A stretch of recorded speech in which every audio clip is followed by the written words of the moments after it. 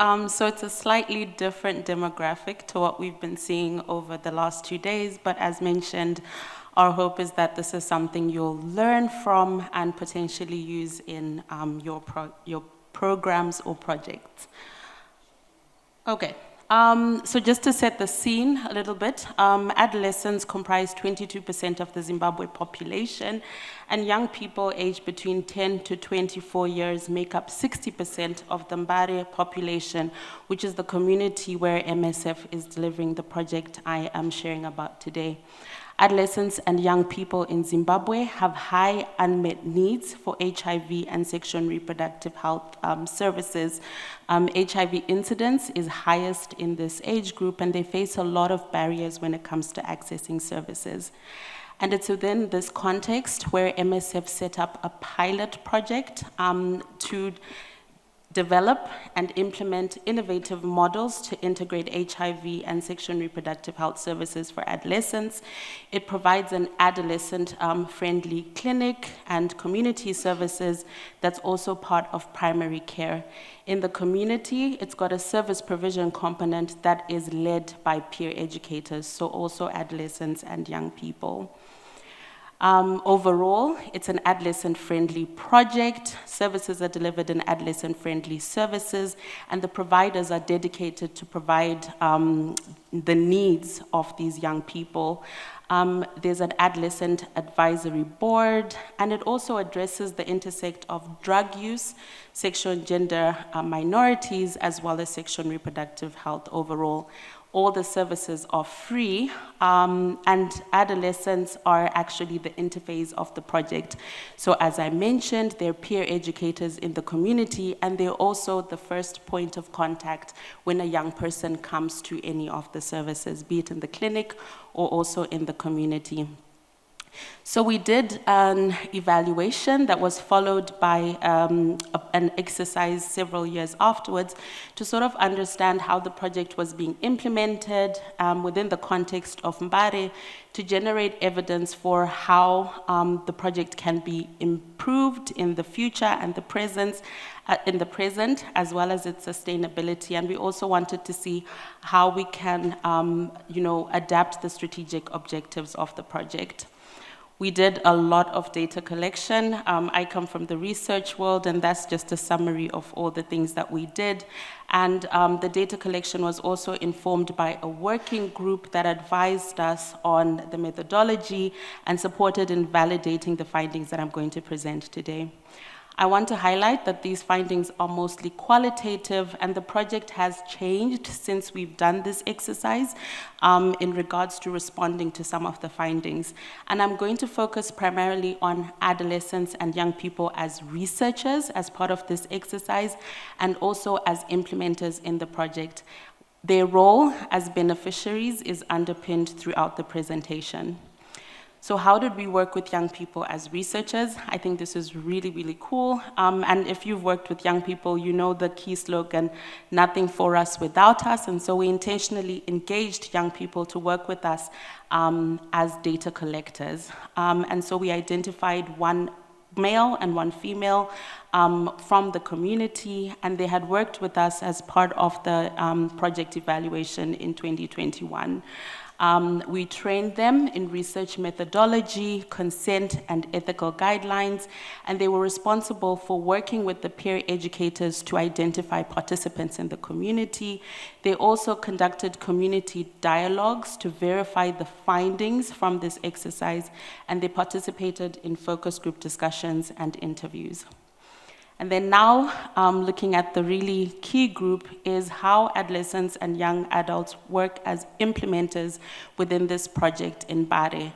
They are called peer educators, and when they're recruited, they're between the ages of 18 to 24 years. They're provided financial compensation for their role on the project, and they typically live and come from the same communities where this project is being implemented. They're provided with professional development and academic development activities and support from MSF, and they intentionally represent various groups, including young people living with disabilities, disabilities, living with HIV, and key and vulnerable population, including also the general populations.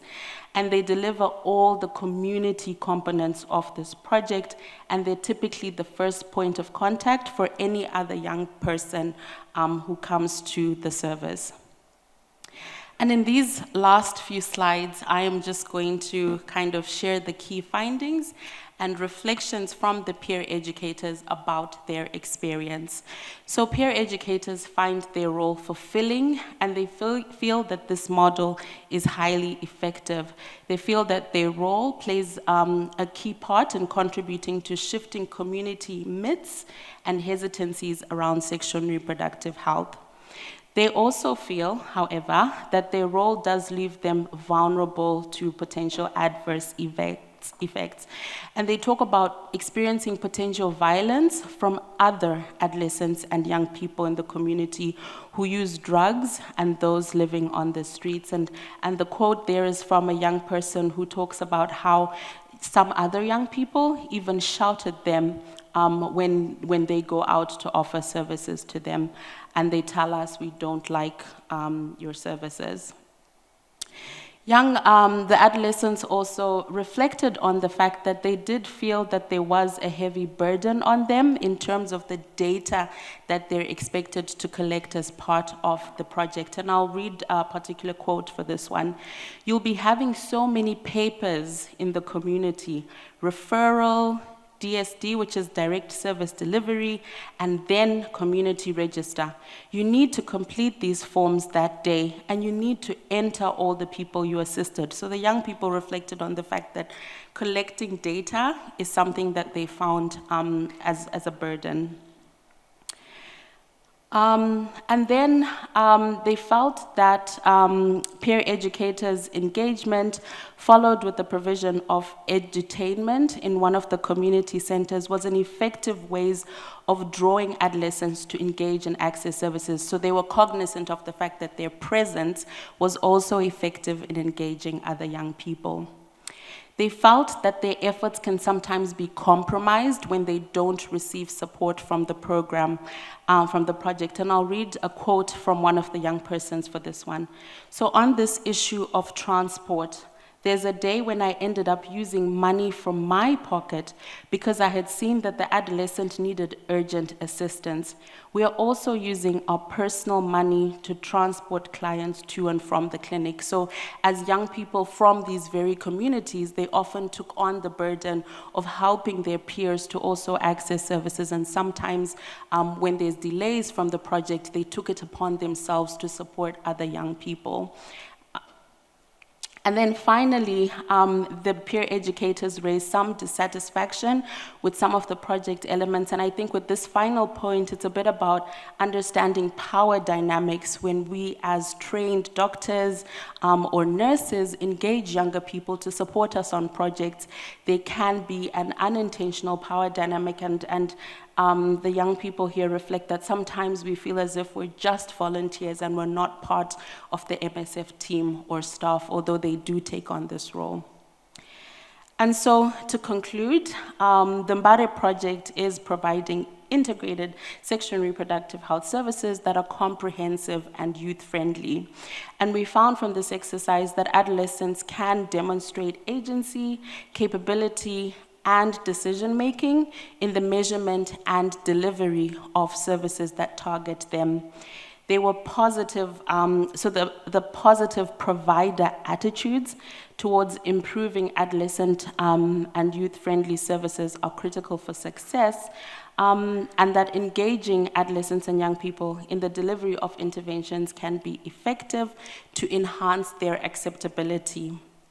And then finally, one of the key lessons is that when we work or engage with adolescents and young people in the delivery of our projects, we need to acknowledge the fact that there's a lot of social cultural practices, expectations from communities and the adolescents themselves, existing power dynamics that can be a challenge and must be addressed continuously and intentionally throughout implementation. And projects must be willing to invest the time, the commitment, and the effort to meet adolescents and young people where they are, with the willingness to learn and also iterate over time. Thank you.